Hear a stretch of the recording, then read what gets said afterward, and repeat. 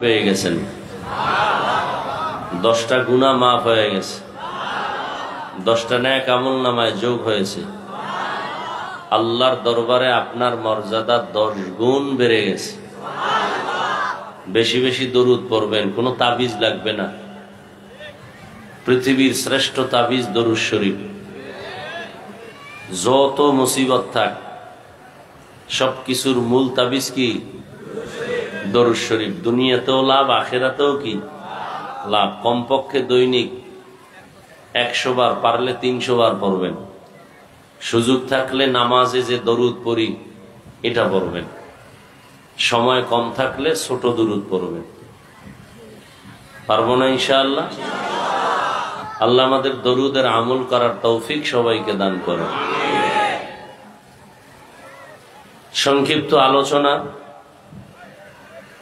আমি কোরআনে হাকিমের সূরাতুর রহমানের 2-3 টুকরা আয়াতে কারিমা তিলাওয়াত করেছি। নবীজির হাদিস থেকে একটি হাদিস পড়েছি। আয়াত ও হাদিসের আলোকে ইখলাস ও রুহানিয়াতের সমন্বয়ে কিছু কথা আমাকে বলার মতো, আপনাদেরকে শুনবার মতো, সহি তরিকায়, সহি নিয়তে, সহি কিছু কথা আমার আপনার সকলের জন্য আল্লাহ কবুল করেন। আর রহমান, রহমান হলেন তিনি। আল্লামাল কোরআন, কোরআন শিক্ষা দিলেন যিনি। খালাকাল ইনসান, মানুষ সৃষ্টি করলেন যিনি। আল্লামাহুল বায়ান, বয়ান শিক্ষা দিলেন যিনি, তিনি হলেন রহমান। নবীজি বলেন, খায়রুকুম মান তাআল্লামাল কুরআনা ওয়া আল্লামাহ। ও উম্মত, তোমাদের মধ্যে সর্বোৎকৃষ্ট, শ্রেষ্ঠ ওই ব্যক্তি যারা কোরআন নিজেও শিখে, অন্যদেরও কি শিখায়। তাহলে মাদ্রাসায় শিক্ষকের সামনে বসে ডাইরেক্ট কোরআন রিডিং পড়া, ব্যাখ্যা পড়া, তরজমা পড়া, এটাও তালিমুল কোরআন। আর এই যে ওয়াজ মাহফিল হচ্ছে, এটাও তার অন্তর্ভুক্ত। আমরা বলতেছি, আপনারা শুনতেছেন, শিখতেছেন, এটাও কোরআনের মজলিস। এ কারণে এই মজলিসের দাম। মুহাক্কিক উলামায়ে কেরাম, মুহাদ্দিসিনে কেরাম বলেন, আল্লাহ কোরআন নাজিল করছেন 2টা। কয়টা? জবান খুলেন, ভাব সাব যেভাবে নিছেন, আপনার ভাব শেষ হইতে দেখবেন মোনাজাত হয়ে গেছে। পরে চায়ের দোকানে ঘুরবেন আর বলবেন, আসলো আর গেল, কি কইল না। আপনার কপালে থাকতে হবে তো বুঝার মতো। নবীজির বয়ানে ভেজালা ছিল। আবু জাহিল্লা 13টা বছর শুইনাও কয়, মোহাম্মদ এ সুবিধা না, এর কথায় জাদু আছে, এ মন্ত্র শিখায়। আসলে কপাল, এর নাম কি? 13 বছর নবীকে দেখলো, বয়ান শুনলো, কালেমা। আর ওমরের মতো বান্দা তরবারি নিয়ে নবীকে জবাই করতে এসে বলেন মুসলমান হয়ে গেল। এর নাম কপাল। সেই সময় ওমরকে শয়তান ভয় করে। কেমন ওমর, কেমন বেড়া, 27 বছরে রসুলের কাছে কালেমা পড়ছে। কয় বছর? 27 বছর। আজও সেই ওমরের নাম শুনলে বিধর্মী, বেঈমান, বাতিলরা ভয় পায়। কথা ঠিক না? ওমরের ইতিহাস শুনলেই কেমন যেন আগুন বের হয়, মানুষের মধ্যে গরম ভাব চলে আসে। তো মুহাক্কিক উলামায়ে কেরাম বলেন, আল্লাহ কোরআন নাজিল করছেন কয়টা? বলেন। এক কোরআন নাজিল হইছে রমাজানে, আর এক কোরআন নাজিল হইছে রবিউল আউয়ালে। এক কোরআন থিওরিক্যাল, আর এক কোরআন প্র্যাকটিক্যাল। থিওরিক্যাল কোরআন যেটা আমরা এখনো পড়ি, দেখি, আর প্র্যাকটিক্যাল কোরআন 63 বছর হায়াত শেষ করে পৃথিবীর শ্রেষ্ঠতম জায়গা মদিনাতুল মুনাওয়ারায় রওজায়ে পাকের মধ্যে কিয়ামত পর্যন্ত জিন্দা অবস্থায় নামাজের হালাতে আল্লাহর মারিফত নিতে থাকবেন। সেই প্র্যাকটিক্যাল কোরআন কি? রাহমাতুল লিল আলামিন। রবিউল আউয়াল কোন এক সনের কোন এক মাস রবিউল আউয়ালে নবী দুনিয়াতে আসছেন, এটা প্রসিদ্ধ কথা, যদিও একুরেট না, মতানৈক্য আছে। নবীজি রমাজানে দুনিয়াতে আসছেন এরকমও মতামত আছে, অন্য মাসে আসছেন এরকম মতামত আছে। কোন এক বছরের রবিউল আউয়ালে রসুল বিদায় নিয়েছেন, এটা প্রসিদ্ধ কথা। এক রবিউল আউয়ালে আসলেন, আর এক রবিউল আউয়ালে চলে গেলেন, মাঝখানে সময় গেল কত? কথা বলেন না কেন? আমাদের দেশে কিছু আল্লাহর বান্দারা আবেগ দিয়া বলে নবী মরে নাই। কি বলে? আর এক দল আল্লাহর বান্দারা বলে নবী যে 63 বছর পরে যে মরলেন, ওই মরাই আছে, আর জিন্দা হয় নাই। দোনো দল বাতিল। বলেন, দোনো দল।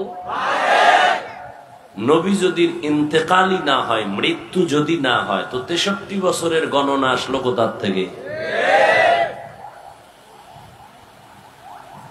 সাময়িক সময়ের জন্য রসুলের দেহ মোবারক থেকে রূহ আলাদা হয়ে গেল। সোমবার দিন চাশতের সময় জোহরের নামাজের আগ মুহূর্তে রসুলের ইন্তেকাল। বুধবার দিন দিন যায় রাতের তাহাজ্জুদের সময় রসুলের দাফন। মাঝখানে 3 দিনের মতো সময় ব্যয় হয়ে গেল। রসুল স্পষ্ট বলেছেন, মৃত্যু ব্যক্তিকে বেশি টাইম উপরে রেখো না, দ্রুত দাফন কাফন কমপ্লিট করে দাও। নবী বলার পরে নবীরটা দেরি হলো কেন 3 দিন? নবী বললেন উম্মতকে, নবীর দাফনে দেরি হলো কেন? সোমবার দিন দুপুরের আগে চাশতের সময় ইন্তেকাল, বুধবার দিন তাহাজ্জুদের সময় তার দাফন, দেরি হলো কেন? কঠিন থেকে কঠিন পৃথিবীর মানুষগুলো তদানীন্তন সময় দুইটা সমস্যার সামনে দাঁড়ালো। এক সমস্যা, রসুলের পরে খেলাফতের দায়িত্ব ইমামকে হবে, নবী ইশারায়ও বলে যান নাই।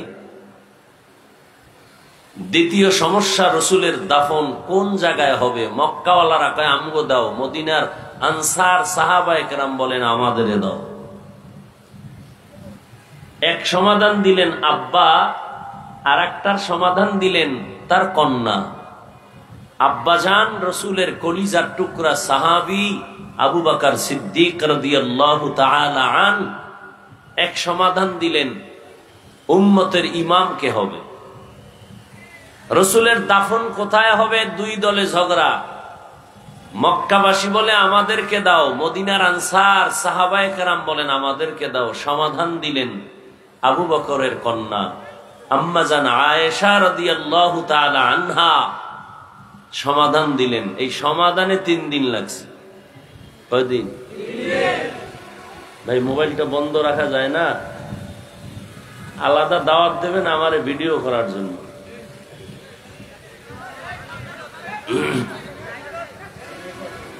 ওয়াজ মাহফিল বাড়ছে কিন্তু ফলাফল 0। আফসোসও নাই, এজন্য কোনো আফসোসও নাই। আমি কথা বলতেছি আর আপনাদের মুখে হাসি আসতেছে, মনে হয় যেন আমি জান্নাতের সুসংবাদ দিতেছি যে ওয়াজ বাড়ছে, ফলাফল 0, খুব খুশি। এত মানুষ এখানে ফজর পড়েন নাই, জহুর পড়েন নাই, আসর পড়েন নাই, মাগরিব পড়েন নাই, এশার নামাজ হলো না, এশাও অনেকে পড়ে নাই। এই তো আপনার ইমানের হালাত। আর আপনি চাপাবাজি করেন যে নামাজ না পড়লেও আমার ইমান ভালো, আমার অন্তর ভালো। এই দুঃসাহস আপনার অন্তরে কিভাবে আসে? আপনি মাথা নত করে আফসুস না করে আপনি দাঁত খুলে হাসতেছেন না?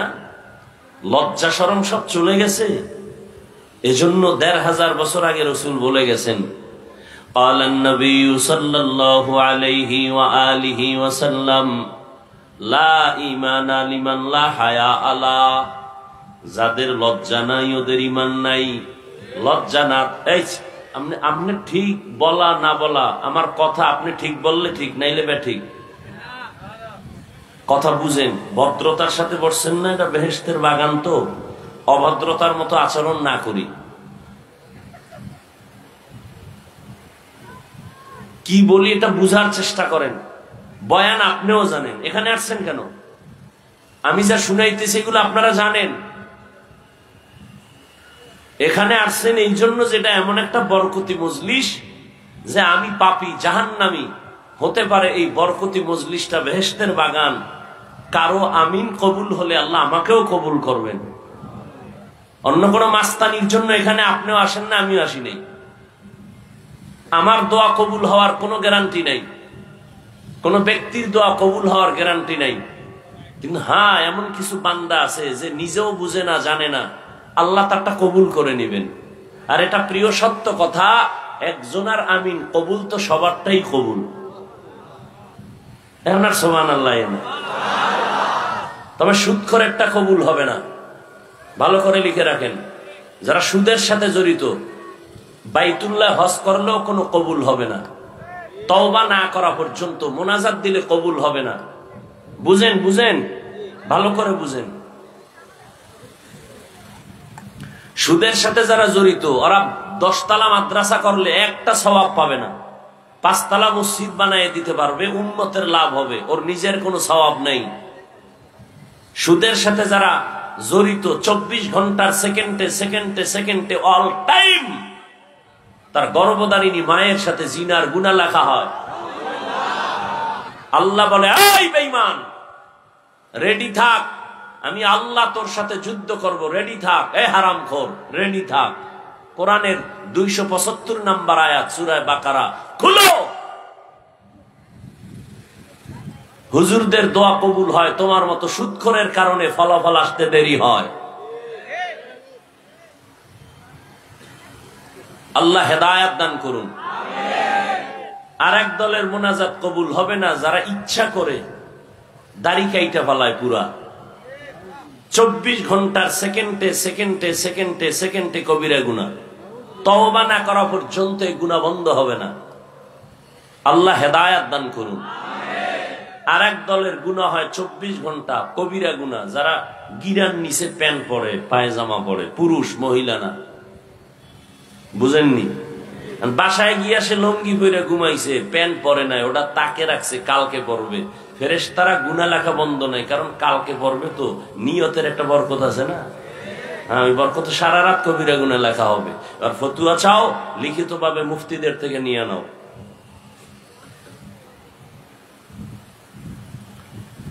বলার দায়িত্ব আমার, মানবেন কিনা আপনার। অনুমতি লাগবে সুদখোরের, কথা হয় না।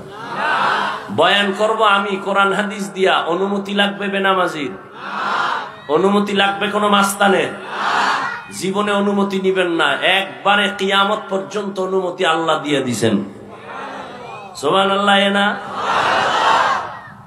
ওলামায়ে কেরাম কোরআন হাদিসের বয়ান করবেন, কারো কোনো অনুমতির দরকার নাই। ভুলেও অনুমতির জন্য কোথাও যাবেন না, কোথাও যাবেন না, খবরদার। ওলামায়ে কেরাম কথা বলবেন কোরআন হাদিস দিয়ে, বাক স্বাধীনতা নিয়ে, স্বাধীনভাবে। কেউ আঙ্গুল তুলবে, তাকে চিরদিনের জন্য তওবা করায় দিবেন। আল্লাহ হেদায়েত দান করুন। ডাউলের পানি খাইছি আমি, রুটি খাইয়া কষ্ট করে কষ্ট করে কষ্ট করে আলেম হইলাম। কেমনে বয়ান করবো? শিখতে হবে সুদখোর থেকে, ঘুষখোর থেকে। তো সুদখোর ঘুষখোর নেতা খাতারা কেন বলে, হুজুর এমনে বয়ান করেন, এমনে কইরেন না। আল্লাহ হেদায়েত দান করুন। হ্যাঁ, এর কারণ কি জানেন? শিয়ালের হাতে মুরগি আমানত দিলে যা হয়, কি হয়?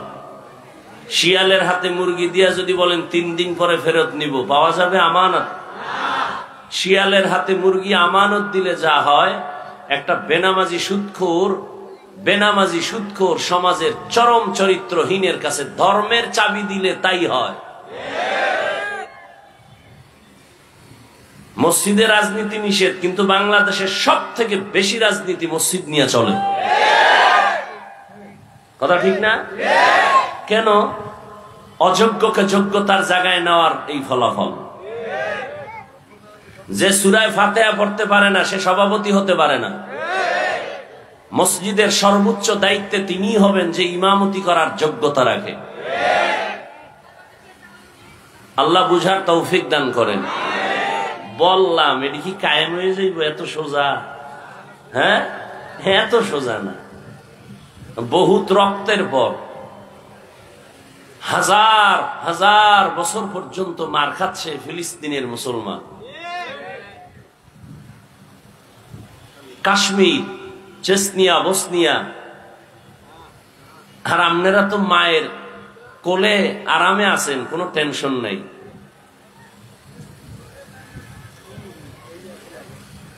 আছে কোনো টেনশন? হ্যাঁ, আওয়ামী লীগ গেছি গা, সব জুলুম শেষ। ঘরে আগুন লাগে কেন? আওয়ামী লীগ তো গেছি গা। দোকানে আগুন কেন? অমুক জায়গায় চাঁদাবাজি কেন? আজীবনের জন্য লিখে রাখেন জুলুমের বিচার হবে মরার আগে। যেই হোক, জুলুমের বিচার মরার পরে নয়, আগে। রসুলের হাদিস। এবার আওয়ামী লীগ বাদ, বিএনপি বাদ, আপনি যে জুলুম করছেন ভাইয়ের সাথে, এর বিচারটাও মরার আগে হবে, লিখে রাখেন। স্বামী হইয়া স্ত্রীর সাথে জুলুম করেছেন, মরার আগে বিচার। ছাত্র হয়ে শিক্ষকের সাথে বেয়াদবি করেছ, মৃত্যুর আগে বিচার হবে, লিখে রাখ ছাত্ররা। শিক্ষক হয়ে ছাত্রের উপরে জুলুম, মৃত্যুর আগে বিচার। ভাই হয়ে বোনের উপরে জুলুম, মরণের আগে বিচার। জুলুমের বিচার। জুলুম তিন প্রকার: আল্লাহর সাথে জুলুম, নিজের সাথে জুলুম, অন্যের সাথে জুলুম। আল্লাহ জুলুম থেকে এ দেশ এবং এ জাতিকে হেফাজত করুন। একজনে আওয়ামী লীগও করে না, বিএনপিও করে না, এর মাইয়ার ভাও বানছে কেন? কারোর সাথে না করলো তার ফ্যামিলির কারো না কারোর সাথে জুলুম করেছে। দোকানের মালিক কর্মচারীর উপরে জুলুম করে, আছে না নাই? পাঁচতলা বিল্ডিং এর মালিক ভাড়াটিয়ার উপরে জুলুম। নিজের পানির লাইন বন্ধ নাই, ভাড়াটিয়ার পানি নেই, আছে না এরকম জালেম? নিজে যখন মনে চায় তখন গেট খুলে বের হবে, স্বাধীন। ভাড়াটিয়ারা ফজরের নামাজে মসজিদে যাবে, গেট খোলার চাবি দেয় না, জালেম। আছে না নাই? ওর বিল্ডিং এ আগুন লাগবে না, কাঠটায় লাগবে। জুলুমের বিচার মরার পরে না আগে? আল্লাহ জুলুম থেকে আমাকে, আপনাদের সবাইকে, গোটা দেশবাসীকে হেফাজত করুন।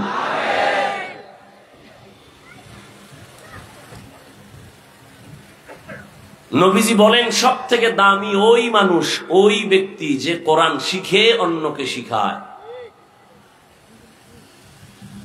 এই দামি একটা মজলিস আল্লাহ দয়া করে নিয়ে আসছেন, কেউ গায়ের জোরে আসতে পারি নাই। অনেকে আসতে চেয়েছিল, আসতে পারে নাই। আবার কেউ আসিয়াও এই বেহেশতের প্যান্ডেলে ঢুকতে পারে নাই, কপাল খারাপ। কোথায় তারা? দোকানে বসে বসে আড্ডা দেয়, গল্প করে, কবিরা গুনাহ করে।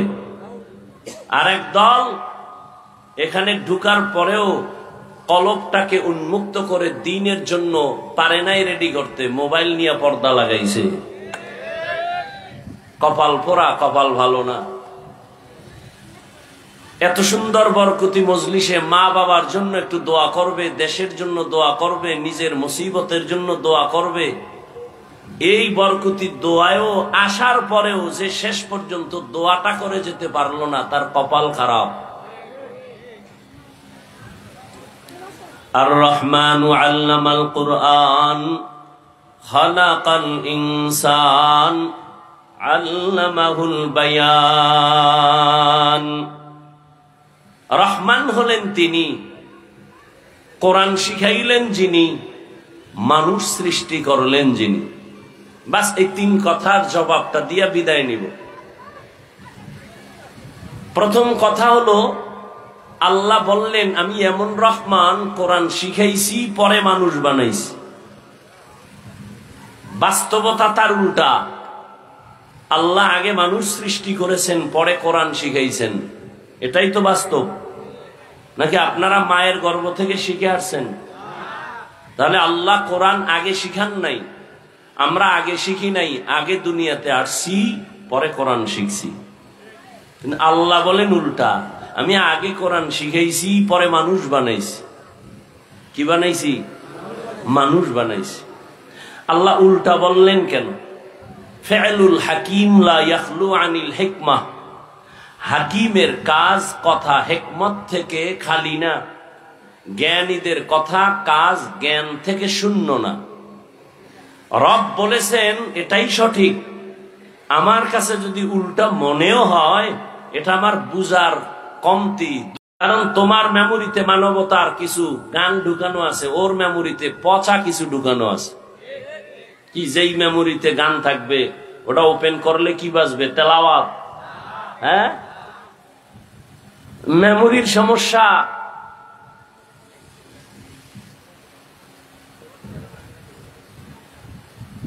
মানুষ কুত্তা মারলে কষ্ট পায়, মানুষ মারতে কষ্ট পায় না।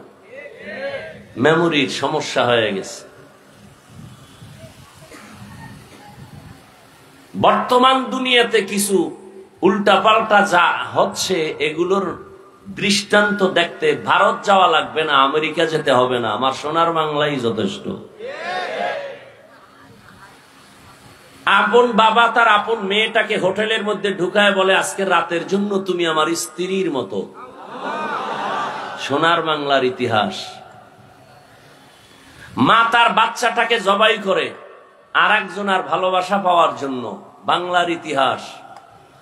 স্ত্রী স্বামীকে হত্যা করে, স্বামী স্ত্রীকে হত্যা করে, বাংলার ইতিহাস। শান্তি আসবে কিভাবে? আমরা খাইয়া না খাইয়া আপনাদের পাও ধরে বয়ান করি, আমরা 5 জন আর আপনারা হাজার হাজার মানুষ বয়ে বয়ে আমগো তামাশা দেখেন আর বাজে কথা বলেন আর গাঞ্জা খান। তো কেমনে হবে? মুসা নবীর কাছে কওমের লোকেরা বলে বৃষ্টি নাই, দোয়া করেন। মুসা নবী দোয়া শুরু করছে, কোন বৃষ্টির আভাও আসে না। ও আল্লাহ, তুমি নবীর দোয়া তো ফেরত দাও না। কয় অবশ্যই। ওহী নাজিল করে বললেন তোমার কথা ঠিক আছে, কিন্তু তুমি যাদের নিয়ে হাত তুলছো এই জনগণের মধ্যে কিছু জিনাকার আছে, 40 বছর লাগাতার জিনা করেছে, ওকে যদি প্যান্ডেল থেকে উঠায় না দাও দোয়া কবুল হবে না। মুসা নবী খুব রাগান্বিত, ধমক দিয়া বললেন এই জিনাকার, প্যান্ডেল থেকে উঠ, না হয় আল্লাহর থেকে নাম ঠিকানা চেহারার ধরন ধইরা কান ধরে উঠায় দেব, তাড়াতাড়ি ও। তোর কারণে এলাকার মানুষ কষ্ট পায়, বৃষ্টি হয় না, মোনাজাত কবুল হয় না, তুই এত বড় খারাপ পাপিষ্ট। ও জিনাকার তো প্যান্ডেলে আছে, আল্লাহ ওহী দিয়ে দিছেন। জিনাকারের কলিজায় কম্পন শুরু হয়ে গেছে, যদি উঠি তাহলে সবাই জানবে আমি জিনাকার। যদি একা একা গোপনে চুপ করে মাথা নত করে কাঁদি, আশেপাশের দি বলবে এটা জিনাকার। না উঠতে পারি না কাঁদতে পারি, এবার কলবটাকে আল্লাহ দিয়ে ফিরাই দিস, দিয়া কয় আল্লাহ 40 বছর গুনাহ করছি, তুমি জানো, আমার মা বাপ কেউ জানে না। তুমি এতদিন পর্দা দিয়ে আমারে ঢাইকা রাখছো, আজকে ওপেন করবা না? আমি ওয়াদা জীবনে আর করব না, মাফ করে দাও। সাথে সাথে মেঘ ছেয়ে গেল, বৃষ্টি শুরু হয়ে গেল। মুসা নবীকে আল্লাহ জিনাকার তো উঠলো না, তুমি কি ওয়াদা খেলাফ করলা? বললা দিবা না, আবার দিলা কেন? জিনাকার তো উঠে নাই। আল্লাহ বলেন যার কারণে বলছি দিব না তার কারণেই বৃষ্টি দিয়েছি। বলে কারণ? কয় কারণ বুঝো না, আমি আল্লাহর এক নাম রহমান, তুমি জানো না আমি আল্লাহর এক নাম গফফার। আর রহমান, রহমান হলেন তিনি আল্লামাল কোরআন, কোরআন শিখাইলেন যিনি, খালাকাল ইনসান, মানুষ সৃষ্টি করলেন যিনি, তিনি হলেন রহমান। মানুষ বানাইলেন, বাস্তবে আগে আল্লাহ মানুষ বানাইছেন, পরে আল্লাহ কোরআন শিক্ষার ব্যবস্থা করেছেন। কিন্তু বলতে গিয়ে আল্লাহ বলেন, আমি মানুষ আগে বানাই নাই, আমি আগে কোরআন শিক্ষা দান করেছি।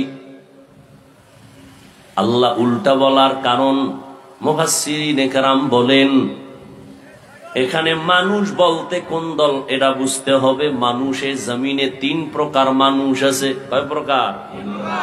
একদল মানুষ বংশগত মানুষ, আর একদল মানুষ হলো জন্মগত মানুষ, আর একদল মানুষ হলো গুণগত মানুষ।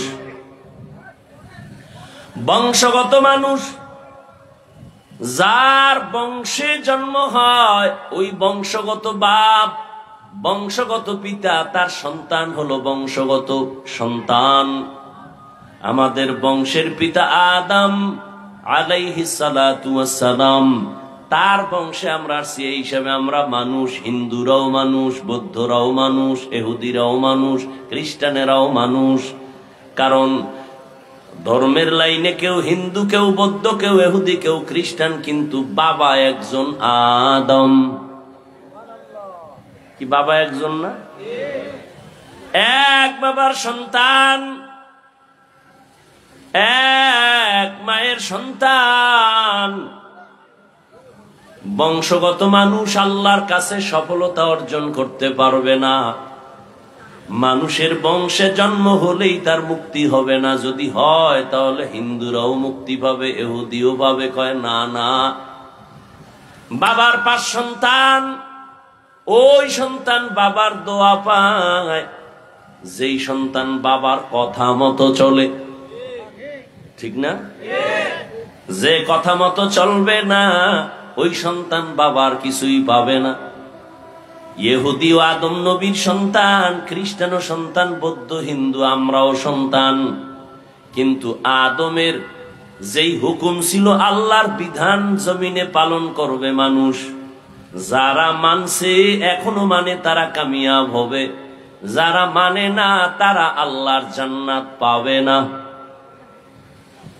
বংশগত মানুষ হলেই নাজাত পাওয়া যাবে না। দ্বিতীয় মানুষ হলো জন্মগত মানুষ। আমার আব্বা জানের ঔরসে আমার জন্ম, আমি জন্মের মানুষ। আমার জন্মগত বাবা আদম নাকি আর একজন? বুঝেন নাই? আদম নবী জন্মগত বাবা না বংশগত বাবা? আরে বলেন না কেন? দুনিয়ার আউলা জাউলা বাবা চিনলেন, আসল বাবারে চিনেন না। না, একজনে লাল কাপড় ফেসায় বয়ে রয়েছে, হে আপনার বাবা। আছে না নাই? আসল বাপ চিনেন। আসল বাবা বংশগত একজন আদম। তিনি মানুষের বংশের প্রথম। আদম আলাইহিস সালাম জন্মগত বাবা। আপনার বাবা যিনি, তিনি জন্মগত পিতা, আপনি তার জন্মগত সন্তান। আল্লাহর কাছে জন্মের পরিচয়, নাজাতের কোন রাস্তা খোলা নাই। আর একদল মানুষ হলো গুণের মানুষ, গুণগত মানুষ। বংশগত মানুষের দাম নাই, জন্মগত মানুষের মূল্য নাই। একমাত্র গুণগত মানুষের দাম আল্লাহর কাছে। কোন মানুষের দাম? এবার বুঝেন গুণের মানুষ কাকে বলে, ভালো করে বুঝার চেষ্টা করেন। যে কোনো জিনিস, যে কোনো বস্তু যেই কাজের জন্য সৃষ্টি করে বানায়, ওই কাজটা হলো ওই বস্তুটার মূল গুণ। মাইকওয়ালা মাইক বানাইছে কেন? আওয়াজ দেওয়ার জন্য নাকি না দেওয়ার জন্য? আওয়াজ দেওয়া মাইকের মূল কাজ, এটাই মাইকের বড় গুণ। ঘড়িওয়ালা ঘড়ি বানাইছে টাইম ঠিক মতো দেওয়ার জন্য, টাইম ঠিক মতো দেওয়া ঘড়ির গুণ। পাখা বানাইছে বাতাস দেওয়ার জন্য, বাতাস দেওয়া হলো পাখার গুণ। কথা ঠিক না? মাইক যদি আওয়াজ না দেয়, বলবে এটাকে লাথি মেরে ফেলে দাও, এটা গুণের মাইক না। বাতি বানাইছে আলো দেওয়ার জন্য, যদি আলো না দেয় ভেঙ্গে ফেলো, এটা গুণের বাতি না। ঠিক নি? পাখা বানাইছে বাতাস দেওয়ার জন্য, যদি বাতাস ঠিক মতো না দেয় ভেঙ্গে ফেল, এটা গুণের পাখা না। তাহলে যেই বস্তুটা যেই কাজের জন্য বানানো হয় ওই কাজটা হলো ওই বস্তুর গুণ। মাইকের গুণ আওয়াজ দেওয়া, বাতির গুণ আলো দেওয়া, পাখার গুণ বাতাস দেওয়া, ঠিক নি? হ্যাঁ, এবার বুঝো মানুষ বানাইছেন কোন কাজের জন্য। মানুষ যেই কাজের জন্য বানাইছেন ওই কাজ হলো মানুষের আসল গুণ। আল্লাহ কোরআনের এক আয়াতে বলেন, মা খালাকতুল জিন্না ওয়াল ইনসা ইল্লা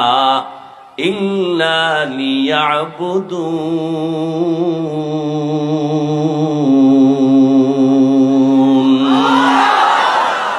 মা খালাকতুল জিন্না ওয়াল ইনসি বাখা, জুজ ইবাদত নিস্তে মকসুদ আজ্জাহা। খারাপ লাগে আপনাদের? এটি কোনো ওয়াজ না, হ্যাঁ? দেখতে নারী চলন বাঁকা, নিজে নামাজ পড়ে না, দোষ নাই। ইমাম সাহেবের ভাগরি নেই কেন, এটা বড় দোষ। সব দোষ হুজুরদের। হ্যাঁ, সত্য কথা বললে কয় হুজুরের গরম গরম। হুজুর কি হালকা ঠান্ডা বয়ান করলে বলে ইমান দুর্বল, ঠিক নি? মানে সব জায়গায় হুজুর গো দোষ, কিন্তু সব জায়গায় অবদান হুজুরদের বেশি। এই যুবক, ভালো করে লিখে রাখিস, কত সুন্দর সুন্দর স্লোগান রাস্তার পার্শ্বে পার্শ্বে ব্যানার টানায় লিখে রাখো। আমার স্লোগানটা লিখে রাখ, আল্লাহর কসম, আল্লাহর কসম, আল্লাহর কসম 3 বার করলাম, আল্লাহি বিল্লাহি তাল্লাহি। দুনিয়াতে যত আপন বন্ধু পাইছো সব স্বার্থপর, একমাত্র তোদের কলিজার আপন বন্ধু নিঃস্বার্থ উলামায়ে আহলে হক। ওলামায়ে কেরামের কত গালি দাও শুনি, কি পরিমাণ লেখালেখি করো আমাদের বিরুদ্ধে তাও আমরা জানি। এরপরও কোন আলেম, কোন ইমাম কারো জন্য বরদোয়া করে না, মোনাজাতে করে? সরকারের টাকা খাইয়া চাকরি করো, ডান হাতে মাস শেষ বেতন নাও 20,000, টেবিলের তলে নাও আবার 30,000। হ্যাঁ, কত হইল? আর গরিবেরটা কলমের খোঁচায় মেরে খাও, আরো কত কিছু করো, জুলুম করে খাও। এরপরও সরকারের পছন্দ করো না, সরকারের টাকায় পেট পইরা সংসার বাঁচাই এখন পাও, সরকারের আবার লাল বাতি দেখাও। আর একজন আলেম, মসজিদের ইমাম, খতিব, বেতন মাত্র 10,000, গ্রামে গেলে আরো কম, শহরে একটু বেশি, তাও আবার 3, 4, 6 মাস বাকি, ঠিক নি? এই ইমামের বেতন দেয় কত, তাও একজনে দেয় না, সভাপতি দেয় মাসে 50 টাকা, ঠিক নি? সেক্রেটারি দেয় 30, রিক্সার ড্রাইভার দেয় 5 টাকা, তারও ধমক আছে। ইমাম সাহেব একক তো না থাকলে কয়েক গেছিলেন কই? মনে হয় জানো ইমামের মসজিদের দেওয়াল একটা জেলখানায় আটকায় রাখছে, কোথাও গেলে কোনো স্বাধীনতা নাই, জবাব দিতে দিতে তার নামাজের সূরা উল্টায় যায়। এত অত্যাচার, এত জুলুম। ইমাম সাহেব 2 দিনের জন্য তার আপন ঘরে যাবেন, কোথাও যাবেন, স্বাধীনভাবে একটু কাজ করবেন, দেখা করবেন, বেড়াইবার জন্য যাবেন, কি পরিমাণ দরখাস্ত আর দৌড়াদৌড়ি। এরপরও বেতন কম। কোন ইমাম জুমার নামাজে দাঁড়ায় বলে নাই, আগামী মাস থেকে যদি স্কেল না বাড়াও আসর থেকে সূরাটা উল্টা দিকে হবে, বলছে? বরং মোনাজাতে দোয়া করে, আল্লাহ ব্যবসায়ীদের ব্যবসায় বরকত দাও, চাকরিজীবীর চাকরিতে বরকত দাও, অসুস্থ রোগীদের সুস্থ বানাও, কবরওয়ালাদের জান্নাত দিয়া দাও। আয় আল্লাহ সবার জীবন শান্ত করে দাও, বিদেশে যারা আছে তুমি বরকত দাও, হেফাজত করো, ঠিক নি? কোন স্বার্থ আছে? অতএব আমি বলে গেলাম, মানো আর না মানো, কারণ মেমোরি ডিস্টার্ব আছে। তোমার মেমোরি ডিস্টার্ব, মানো আর না মানো, এটা সত্য কথা। এই দুনিয়ায় উলামায়ে আহলে হক ছাড়া উম্মতের আপন বন্ধু কেউ নাই।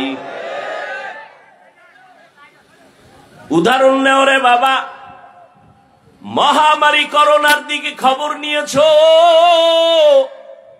মহামারী করোনা, স্কুল বন্ধ, কলেজ বন্ধ, চাকরি বন্ধ, ব্যবসা বন্ধ, ফ্যাক্টরি বন্ধ, ট্রেন বন্ধ, গাড়ি বন্ধ, সব বন্ধ। কোন সময়? করোনার সময়। কিন্তু নজর করে দেখছনি মুসলমান, এ জমিনে আল্লাহর কোরআনের একটা মাদ্রাসাও বন্ধ হয় নাই। কত চাকরিজীবী চাকরি ছেড়ে দিল, ব্যবসায়ী ব্যবসা ছেড়ে দিল, কোনজন হুজুর চাকরি ছেড়ে দিছে না খায়া মারা গেছে। তুমি ট্রিপল মাস্ক লাগাইয়া হেফাজতে আসো, আবার মেডিসিন দিয়া বারবার হাত ধো। আমারও একজনে কয় হুজুর ধুইবেননি। হাত ধোয়ার বয়ান তো মদিনার নবী করছেন, খানার আগে হাত ধো, খানার পরে হাত ধুইও। তুমি 13 বার ধুইলেও লাভ হবে না, আমরা একবার ধুইলেও সওয়াব হবে, কারণ আমরা রসুলের আদর্শ মতো হাত ধুই। এরে নবীরা আশেক, ওই মহামারী করোনায়, বাবায় করোনায় মরে গেল, সন্তানরা এলাকার গরিবদের টাকা দিয়ে কয় লাশটা টেনে ধরে রাস্তায় ফেলে দে। রাস্তায় বাবার লাশ পালায়, জানালা দরওয়াজা আটকায় দিল। একবার ওই কুলাঙ্গার সন্তান নজর করে তাকায় নাই বাবার লাশটা কুত্তায় খাইলো নাকি জানাজা হলো। ইতিহাস ভুলে যাস না রে যুবক। রহমতের নবী ১৫০০ বছর আগে গর্ব করেছেন, বুড়ারা আমি মুহাম্মদের বিরোধিতা করেছে, যুবকেরা আমি মুহাম্মদের উপকার করেছে। ও যুবক, তুমি কি উপকার করছো মদিনার? দাড়ি রাখতে পারো নাই। যদি তুমি একজন দাড়িওয়ালাকে সাহস দিতি, এ যুবক আমি দাড়ি রাখতে পারি না, দরকার নবীর আদর্শ মতো, কিন্তু পারি না, দোয়া করিস, তুই রাখছো আলহামদুলিল্লাহ। কিন্তু কপালটা যদি তোর এমন হয়, নিজেও দাড়ি রাখো না, একজন যুবক বয়ান শুনে দাড়ি রাখার পরে কয় বিয়ে করছনি, কয় না এত তাড়াতাড়ি বুজুর্গ হয়ে গেলি। এরকম কপাল ভরা আছে না নাই? জীবনে ওয়াজ তো কম শুনছো না, কম জানো না। একটা ওয়াজ আজকে থেকে ওয়াদা করে নিয়ে, এক ওয়াজ জীবনে পারলে কারো নেক আমল করব, উপকার করব, না পারলে চুপ থাকবো, কখনো কারো ক্ষতি করব না। পারলে কারো প্রশংসা করব, না পারলে জবান আর আঙ্গুল ফেসবুক থেকে গুটায় রাখবো, কারো বদনাম ছড়াবো না। আর ওয়াজ লাগবে না, জান্নাত পেয়ে যাবি যদি ওয়াজটা মানতে পারো যে নেক আমল পারি আর না পারি, গুনাহ করব না, কারো উপকার করতে পারি আলহামদুলিল্লাহ, না পারলে কারো ক্ষতি, কারো প্রশংসা পারলে করব, না পারলে কারো বদনাম করব না। আর ওয়াজ লাগবে না। এরে আল্লাহর গোলাম, মহামারী করোনায় শত শত লাশ এ দেশের টুপিওয়ালা উলামায়ে কেরাম কাঁধের মধ্যে নিয়ে গোসল করায়া, কাফন পরায়া, জানাজা পড়ালেন, দাফন করলেন। সন্তানের বাবা মারা গেছে, করোনায় কাছে যায় না, আর উলামায়ে কেরাম এই লাশগুলো কাঁধে নিয়ে কবরে রাখছেন, জানাজা গোসল সব। একজন টুপিওয়ালা হুজুরেও করোনায় মরে নাই। এখনো অনেকে মাস্ক পরে মরার ভয়। কি আল্লাহ নিয়ে গেলে রাখতে পারবে? অনেকে বলে না অমুক দল ক্ষমতায় আসলে আমগো মরণ, তাহলে কি করবি? আর এক দল আসলে আমগো বাঁচন। বাঁচানের মালিক, মারার মালিক দল, নেতা নেত্রী কে? ওরে ভাই, তুমি অপরাধ করছো, তোমারটা দেখো, আর একদিকে আঙ্গুল বাঁকা না করে নিজের হিসাব মিলাও। সন্তানের উপরে কি জুলুম করেছো? স্বামী হইয়া স্ত্রীর সাথে কি জুলুম করেছো? বাবা মা হয়ে সন্তানের সাথে কেমন আচরণ? শিক্ষক হয়ে ছাত্রের সাথে কেমন আচরণ? ভাই ভাইয়ের সাথে কেমন আচরণ? সঠিকভাবে চলবা। রসুল আমার চ্যালেঞ্জ দিয়ে গেছেন, কোরআন আর সুন্নাত অনুযায়ী যদি জীবন চালাও, ঈমানও যাবে না, সম্মানও যাবে না। তুমগো টেনশন, আমগো হুজুরগো কোনো টেনশন আছে? তুমগো চেয়ারের মেয়াদ শেষ, আমগো হুজুরগো চেয়ারের মেয়াদ শেষ কি? কোনো মেয়াদই নেই। শেষ কি আবার? কোরআন আলাদের চেয়ারের কোনো মেয়াদ নাই। আর দুনিয়ায় বাদশা, পরকালেও বাদশা। গুণের মানুষ কাকে বলে? আল্লাহ বলেন, আমি মানুষ আর জিন বানাইছি একমাত্র ইবাদতের জন্য। মাইকওয়ালা মাইক বানাইছে আওয়াজ দেওয়ার জন্য, আওয়াজ দেওয়া মাইকের গুণ। বাতিওয়ালা বাতি বানাইছে আলো দেওয়ার জন্য, আলো দেওয়া বাতির গুণ। আল্লাহ মানুষ বানাইছেন ইবাদতের জন্য, ইবাদত করা মানুষের গুণ। ইবাদত কি বিড়িটা না? হ্যাঁ, জীবনে যা করবা সব ইবাদত। ভালো করে বুঝো, সব ইবাদত। কান্না করবা ইবাদত, হাসবা তাও ইবাদত, খানা খাও ইবাদত, খানা খাইও না তাও ইবাদত। ঠিক নি? নামাজ পড়ো ইবাদত, নামাজ পড়বা না তাও ইবাদত। এই বয়ানটা বেনামাজিরা শুনলে কি খুশি যে এতদিন শুনছি নামাজ পড়া ইবাদত, আজকে নতুন শুনলাম নামাজ না পড়াও ইবাদত। কথা শেষ না আরো আছে? সব শুনো। নামাজ পড়া যেমন ইবাদত, না পড়াটাও ইবাদত। রোজা রাখা যেমন ইবাদত, রোজা না রাখাটাও ইবাদত। তবে দুইটা শর্ত আছে, দুই শর্ত ছাড়া কোনোটা ইবাদত হবে না। এক নাম্বার শর্ত রিজা বিল কাজা, দ্বিতীয় শর্ত হলো তরিকায়ে রাসূল। আমি যা করব, যা বলবো আমার আল্লাহর খুশির জন্য। আমি যা করব, যা বলবো সব হবে মদিনাওয়ালা নবীর আদর্শ অনুযায়ী। তুমি হাসি দাও, নবীর আদর্শে সওয়াব। নবীর তরিকায় কাঁদো, তাতে সওয়াব। নবীর তরিকায় নামাজ পড়ো, সওয়াব। ঈদের দিন রোজা রাখবা, সওয়াব। কেন বলে নবীর তরিকায় নাই? ঠিক নি? মাগরিবের ফরজ নামাজ 3 রাকাত। একজনে 3 রাকাতের শেষে বয়ে বয়ে চিন্তা করে, আল্লাহরে আরো 2টা সেজদা বাড়াইয়া বেজোর না রাইখা জোর বানায় 4 রাকাত করি। হবে? কেন হবে না? সে তো নামাজই পড়ছে, আল্লাহকেই সেজদা দিছে, আর কাউকে দেয় নাই। তারপরও কেন হবে না? বলে একটা আছে আর একটা নাই। নবীজির তরিকা নাই। নবীর তরিকা নাই তো নামাজ ইবাদত হবে না। নবীর তরিকা বাদ দিয়া রোজা রাখবা, ইবাদত হবে না। আর নবীর তরিকা ঠিক রাইখা বিবাহ করবা ইবাদত, ব্যবসা করবা ইবাদত, ডাক্তার হও ইবাদত, ইঞ্জিনিয়ার হও ইবাদত। নবীর তরিকা মেনে তুমি কলেজে পড়ো ইবাদত, ভার্সিটিতে পড়ো ইবাদত। তুমি মানুষকে দুশ্মন মনে করো ইবাদত, আপন মনে করো ইবাদত। সব হবে আল্লাহর সন্তুষ্টির জন্য মদিনাওয়ালা নবীর তরিকায়। একজনে প্রশ্ন করবা, আমি স্কুলে পড়লেও কি ইবাদত, আমি ডাক্তারি পড়লেও কি ইবাদত? হ্যাঁ, তুমি যদি আমার নবীর তরিকা মতে পড়ো।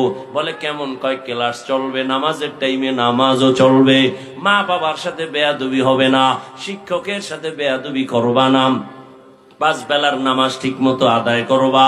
ডাক্তার হওয়ার মহৎ উদ্দেশ্য হলো বেঈমানরা মুসলমানের চিরন্তন দুশ্মন। ওরা যদি চিৎকার দিয়া কয় আমাদের ভারতের ভিসা বন্ধ, চিকিৎসা বন্ধ, ঔষধ সরবরাহ করা বন্ধ, মুসলমান ডাক্তার দাঁড়াইয়া বেঈমানের মুখে থুতু নিক্ষেপ করে বলে দিবি, বেঈমানের বাচ্চারা তোদের ঔষধ লাগবে না, তোদের ডাক্তার লাগবে না। ইনশাআল্লাহ আমাদের মুসলমানের জন্য আমরা মুসলমান ডাক্তারেরাই যথেষ্ট। এরকম মুসলমান ডাক্তার ডাক্তারি হইরা 5 বেলার নামাজ পড়ে আসেনি?